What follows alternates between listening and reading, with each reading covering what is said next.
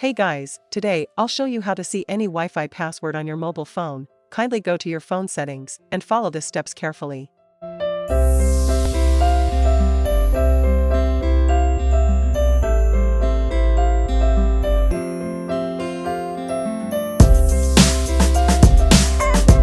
When you get to Wi-Fi, kindly tap on the edit button by the top right corner.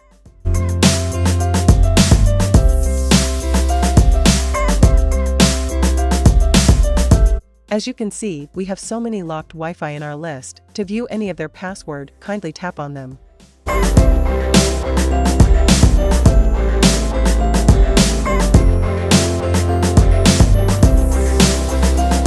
As you can see, the password was revealed just by tapping on it. If this was helpful, please leave a like and subscribe for more.